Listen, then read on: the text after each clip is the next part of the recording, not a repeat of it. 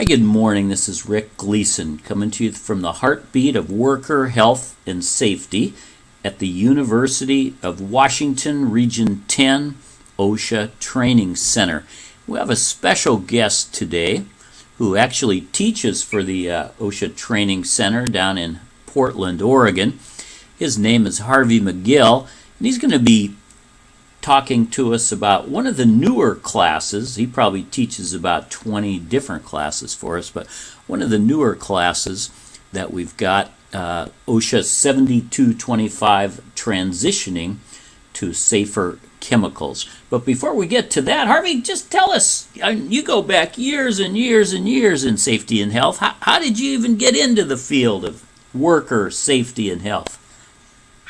Well, Rick, I in a family with trades and worked in the trades as a youth, and then at early 70s I was actually injured on the job, became disabled, and went back to school and applied some of the things I had learned and obtained education in occupational safety and health management, and had some fantastic opportunities to work for federal governments and private sector and industrial hygiene firms, and just kind of fell into a great love for and passion for being able to help others avoid the things that I experienced. And with that came a lot of opportunities for education and training, and I kind of gravitated to that field.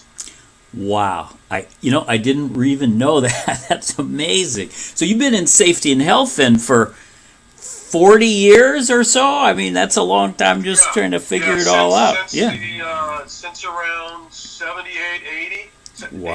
around 1980, actually. Amazing, yes. amazing. Well, that is so good to get that background. And you've been the course director down in Portland now for the OSHA Training Center. And I know you cover all other spots just besides Portland: Washington, Alaska, Oregon, Idaho, and even other states. But how long have you been doing that for the University of Washington? Well, between being an adjunct instructor and a full-time employee, really since the program started back 94, 95. Wow. That duration of time. From the very beginning. So that's right. We were authorized by OSHA in about 94, 95. So, well, thank you for all your work all these years. I know all the students really love that, and love to hear from you, both safety and health. So the one I wanted to ask you about today was this OSHA Transitioning to Safer Chemicals. How long of a class is that? We are teaching it in a day and a half format. It is basically about a 12-hour class. It's one of our short courses, and it was created by OSHA around first part of December in 2015 to be a proactive approach to transitioning to safer chemicals in the workplace. Okay, boy, it makes sense. And so it's going on 2 years then now, and yes. I'm always interested. It seems to me, I can't prove this, but it seems coming up in safety and health that the more toxic the chemical, the better it works. Is that always not true? Is there something else out there that could work that still doesn't hurt us or harm us or cause cancer or have acute or chronic effects? That's kind of the purpose of the course, is to give the participants a hands-on experience with the key processes and examining with tools and databases a 7-step systems process to help look at substitution and planning for alternative chemicals that are able to be determined safer and probably more financially beneficial to the institution that would use it. Boy, I mean, if that could be done, it certainly makes sense. I know I was looking at the electrical transformer outside in my alley, and used to have contained PCBs, and now probably has mineral oil in it. which, conceivably a lot safer, a lot less persistent in the environment, better for the workers, and, probably a pretty good, I'm not going to say non-toxic, but relatively less toxic substitute. So is that kind of what we're looking at this class at? Yeah, that's really it in a nutshell there, Rick. The students learn how to develop a plan to actually put together a safer alternatives team. The team then examines their current chemical use. They identify alternatives that are less hazardous through a number of databases and tools that are really excellent resources.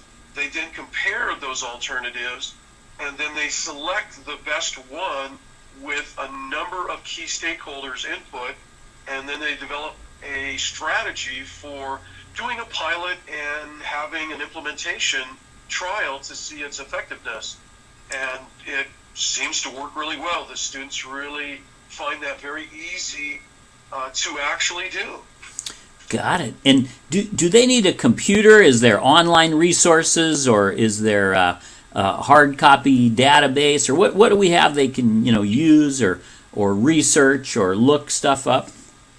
Yeah, the best approach when someone comes to this course is to bring some kind of digital device, whether it's a phone or tablet or computer, because there is a lot of hands-on exercises where we actually explore the use of the tools in the databases, and you learn how to navigate them and contrast to compare with existing resources like a safety data sheet versus some of these other tools. And so always best to be prepared to bring a digital device. If not, then there's plenty of people in the class that we work with in teams that you can be assisted with, and you don't have to have any kind of toxicology background or be an information technology expert to participate. There's plenty of hands-on, and everybody gets a chance to learn from each other.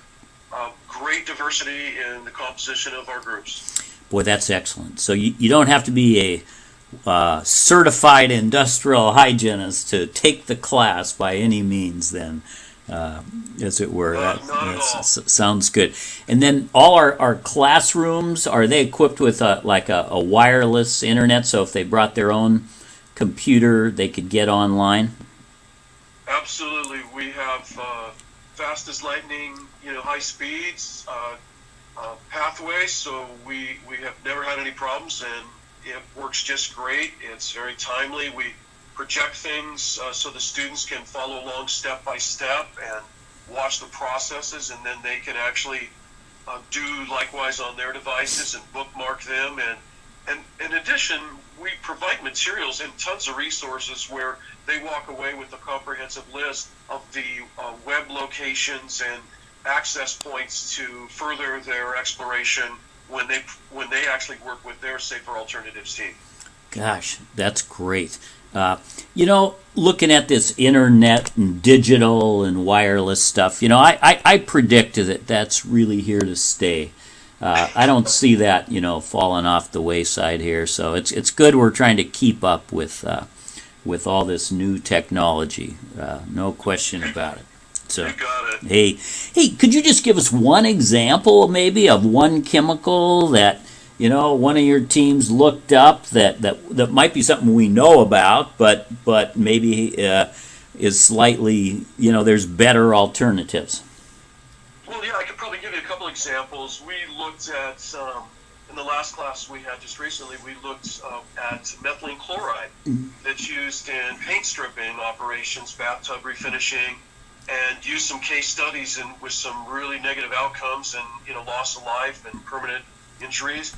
And we looked up alternatives and contrasted and compared those, from toxicology to financial and cost, and found safer alternatives that would do the same job and be just as effective. We also looked up for instance, dry cleaning chemicals where there are very toxic substances have been used for years, perchlorate or perc as it is known.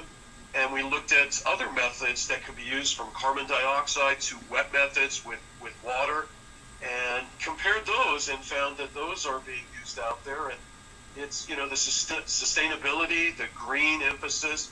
There's so many employers and customers that want those safer chemicals to protect their family and their environment. So there's many to choose from, but those are just a couple examples, right? Oh, those are great examples, Harvey. And I remember running across like methylene chloride in the 70s and early 80s as a OSHA and state OSHA inspector, and very common as a cleaner, a degreaser, a paint stripper, like you say, even brake cleaner.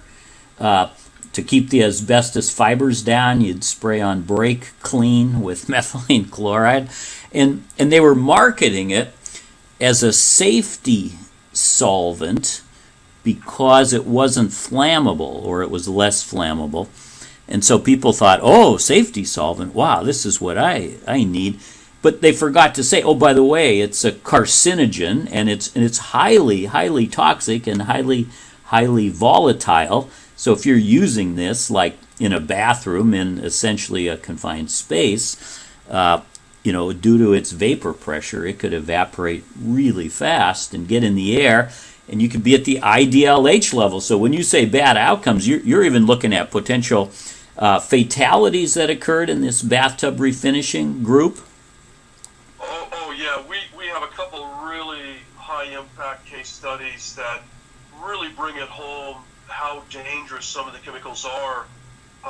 The worker that we profiled in this one example, he did not use all the required procedures and equipment necessary in an enclosed area, and was overcome by the vapors and expired right on the site. Wow. There are so many safer choice alternatives.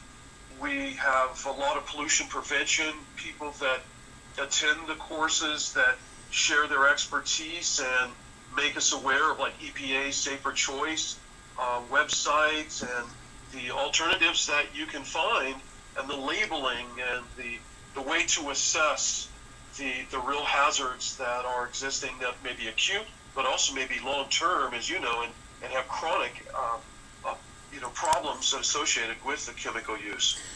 Boy, this is appreciate that information, Harvey. So if folks are interested, the OSHA course number is OSHA 7225, and the what's the official title on this one? The title for the course is, like you said, OSHA 7225, Transitioning to Safer Chemicals. Okay. If people are interested, they could go to our website, which is osha.washington.edu, and you have to spell out Washington. So it's osha.washington.edu. And boy, I sure appreciate you being with us today, Harvey. Very much learned a lot on this class. I'll be looking forward to seeing it, be it in Portland or Seattle or Anchorage or Boise or wherever the case might be. So thanks again. This has been Rick Gleason coming to you from the heartbeat of worker health and safety at the University of Washington, Region 10, OSHA Training Center. And have a great, safe day. I was young and feisty, never did things by the book. Just let me get my toolbox and I'll take myself a look. I climbed up on the dozer with my mechanic's pride. Said, you can keep it running, friend, while I poke around inside. Shake hands with danger, meet a guy you ought to know. I used to laugh at safety, now they call me Three-Finger Joe.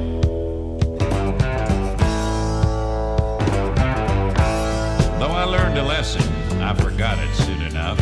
The nicks and burns and scratches showed the young ones I was tough.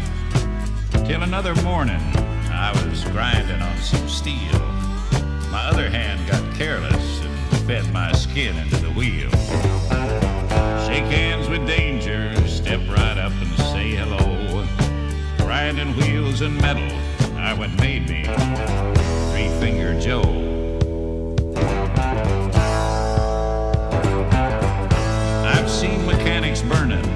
seen 'em take a fall just to save themselves a minute. I've seen 'em lose it all. I've watched 'em courting trouble, seen 'em take a chance and lose. They get careless for a moment, spend a lifetime with the blues. Shake hands with danger. Shake hands with danger. Shake hands with danger. Shake hands with danger. Shake hands with danger and some friends I used to know. Compared to them, I'm lucky to be just Three-Finger Joe.